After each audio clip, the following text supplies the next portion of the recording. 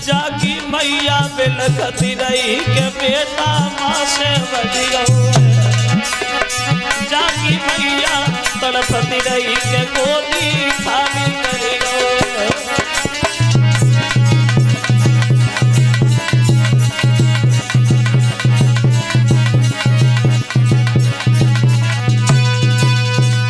खत्म हो गया रोहितास अपनी माँ की गोदी में भक्तो। और जब रोहितास खत्म हो गया तो तारा पछाड़ खा के गिर गई। अब मैं कहाँ जाऊं पुत्र। रो रही है बगीचा में अकेली बैठी तारा। तो मालिन आके समझाने लगी बहन रोए नहीं, अब जीवन में रोने के अलावा तेरे पास है ही क्या। तेरे बच्चे को सर्प ने डसा है, जितनी जल्दी हो जाए उतनी जल्दी अपने बच्चे का अंतिम संस्कार करो तारा।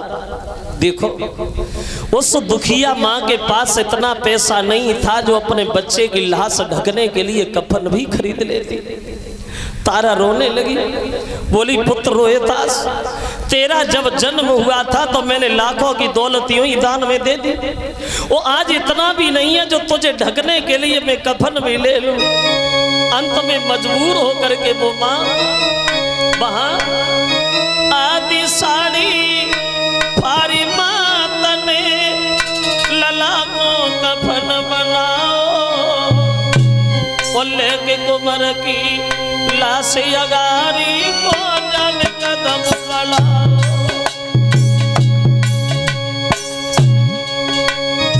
पहुंच गई शमशान घाट में बेटा दो लिटाई।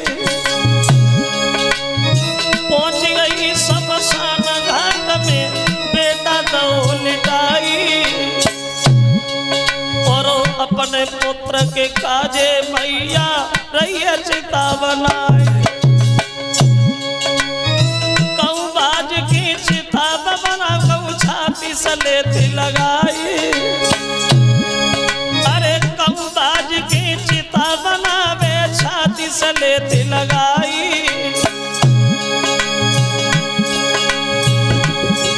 और हरिश्चंद्र महाराज तबई माँ गए पास में आई।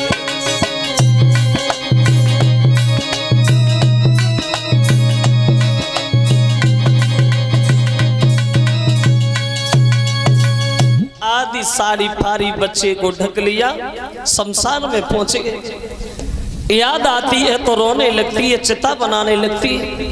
रोने की आवाज जब हरिश्चंद्र ने सुनी तो हरिश्चंद्र सामने खड़े हो गए। कौन रो रहा है पता है, या पैरा भी है किसी का। पत्नी को देखा तो हरिश्चंद्र बोले तारा तुम यहाँ क्या करने आई। हरिश्चंद्र ने जब बच्चे की लाश देखी तो पछाड़ खा के गिर गए। तारा ये कैसे हुआ, रोहितास मर गया। कहने लगी महाराज मेरे बच्चे को कोई सर्प डस के चला गया। हरिश्चंद्र बोले तारा माफ करना, जो होना था वो तो हो गया, तुम्हारे पास टका है। मेरे महाराज का हुक्म है, यहाँ बिना टका के मुर्दा नहीं जलेगा।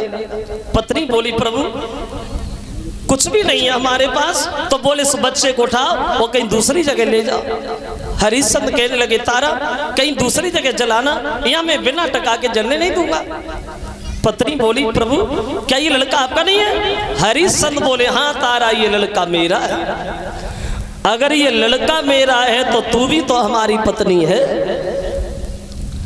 ध्यान कर वो पुराना, कितनी बार मैंने तुझसे कहा कि मेरा घड़ा उठवा दे तारा, तूने एक नहीं मानी।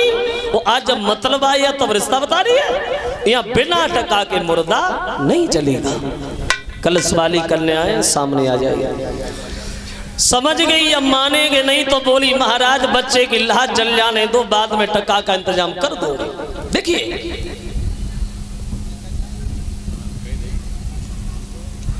बच्चे की लाश जब रखी गई है तो हरिश्चंद्र और तारा बेहोश हो गए। खड़ी हो जाओ, सामने आ जाओ। होश आया तो हरिश्चंद्र ने वह बात फिर दोहराई तारा हमें टका दो। तो बोली तुम्हें जहां से दिखाई देता वहां से ले लो। देखो धर्म में पागल दीवाने राजा आदि साड़ी जो तारा पहने एक टका के बदले में वो आदि साड़ी ही खींच ली। नग्न हो गई तारा तो शर्म के कारण बेहोश होकर के गांव से बाहर मंदिर पे गिर गई वो तारा। और इधर विश्वामित्र ने देखा कि मौका बढ़िया है, लाओ एक खेल और खेल देते, हमारा क्या जा रहा है। अब विश्वामित्र भागे, एक मुर्दा बच्चे को उठा लाए, तारा के पास लिटा दिया और होठों से खून लगा करके गांव की गलियों में आवाज लगाई।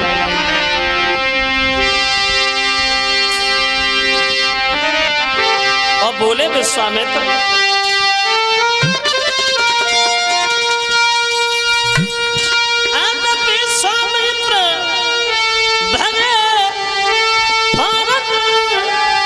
और एक मुर्दा ढूंढ के लाओ और रानी के पास लिटा करके होठन से खून लगाओ।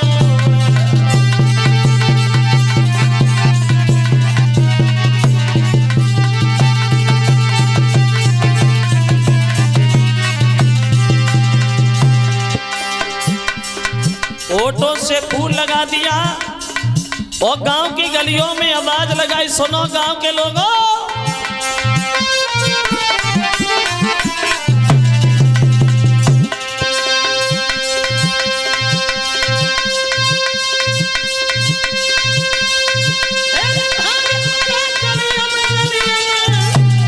सबको ये वचन सुनाओ। एक गाय में आई गई, मंदिर में बन लला काम को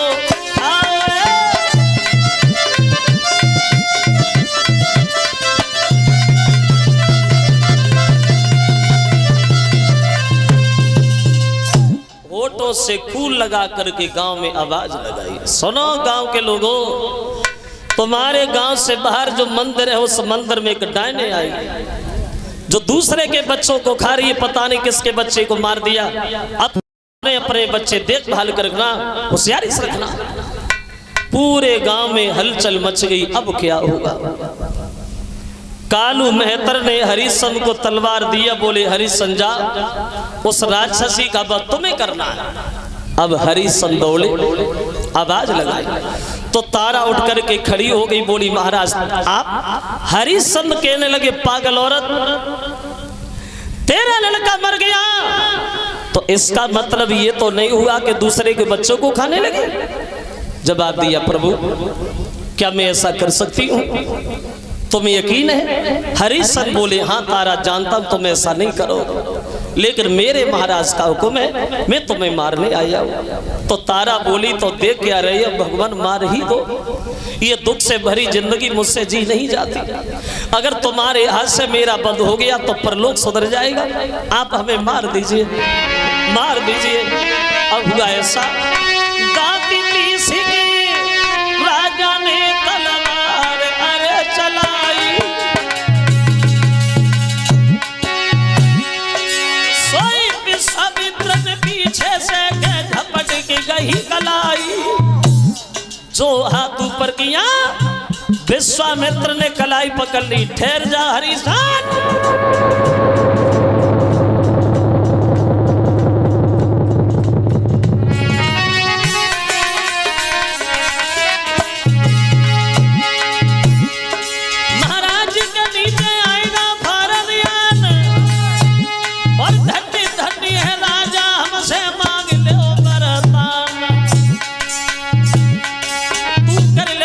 भगवान का नुकसान नहीं होगा, जार से मुलाकात को हैरान नहीं होगा।